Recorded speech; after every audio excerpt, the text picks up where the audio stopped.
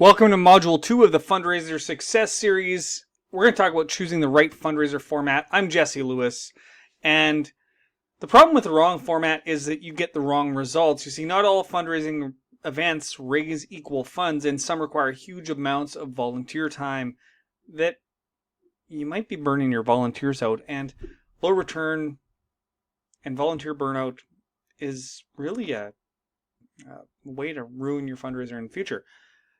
And the value is often unclear to the actual supporters. And when that format fails, you can look at what you've been doing, and it's the endless bake sales that don't raise any money. It's the raffles that bring in very little money when they're not joined with something else. And really it boils down to this. It's too much work for way too little reward, and it's very hard to excite a community and build a fundraiser over time if you are always using old ideas. If you're not bringing excitement, if you're not actually engaging people in your community, supporters are going to lose interest over time. So the solution is to choose high return formats for your fundraisers. For those fundraisers, you want to pick events that bring in actual strong profits. Yeah, you might not want to make $100, you might want to make $10,000. And of course, it takes a little bit more effort to do those things, but there's way more reward. For me personally, I'm an entertainer, so I've always focused on entertainment-driven experiences. Now, entertainment comes in many forms. It could be an actual entertainer on stage. It could be a sporting event. It could be something like a concert. For me, what I like to say when people contact me is you're going to create a night out that actually feels like it has some value. And it's not hard to do. So why live shows work is because they have a really built-in value. High entertainment value excites your community. Most of the communities I work in are small towns or larger cities in Western Canada, from Saskatchewan to Alberta to Manitoba, and tickets are easy to sell because many of our communities don't have a lot going on. Yeah, I know, sounds bad, but if you take a town like the one I live in, Outlook, Saskatchewan, then there's only 2,500 people here. There's not entertainment every single weekend. There is not entertainment even sometimes once a month. So when entertainment does come into these small towns, and it's advertised so people actually see it, well, it brings families and groups together, and it feels like a memorable event, not a chore. This also works in larger cities if it's promoted well, because it's actually easier to reach people in a larger city than it is in a small community with promotion.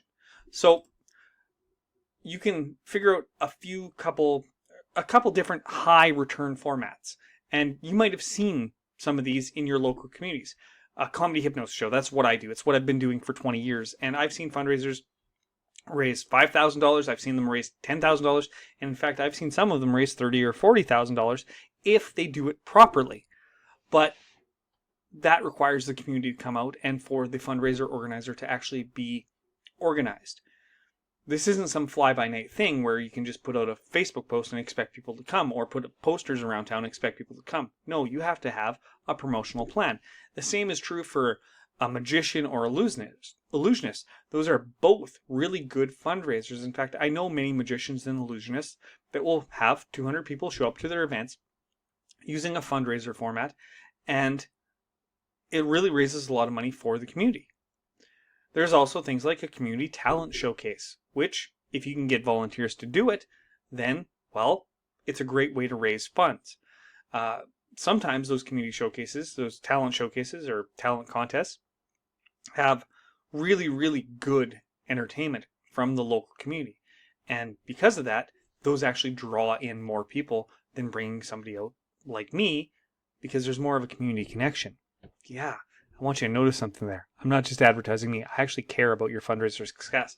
Now, there's also the option for a dance or a live band night. This has always existed ever since bands have started playing, and it's a great way to have a fundraiser. The problem with that, though, is that sometimes you have to really make sure that that band is suitable for everybody that you want coming to your fundraiser. You're not going to bring in a heavy metal band to do a fundraiser for a church group generally, right? So your entertainment's got to suit what you're actually doing. There's a few key takeaways from this. You need to find a fundraiser with a high return and low stress. Somebody that's been doing this for years as your entertainer can help out a lot. You need to also think about your experiences. What do you want your audience to actually experience? And sometimes that's better than just trying to get rid of small items like chocolates. The right format and the right positioning is going to make happier volunteers. And when you have happier volunteers, you get bigger profits. Yep. And that's what it's really all about. In closing, I want to thank you for watching Module 2. Next, we're going to talk about volunteers and building your volunteer dream team. If you want to contact me about your fundraiser, if you're in Western Canada anywhere, contact me at jesselewishypnosis@gmail.com. Or if you have questions about fundraising, this whole guide is going to go through a lot of different options for event-style fundraising. So thank you for watching, and I'll see you in the next module.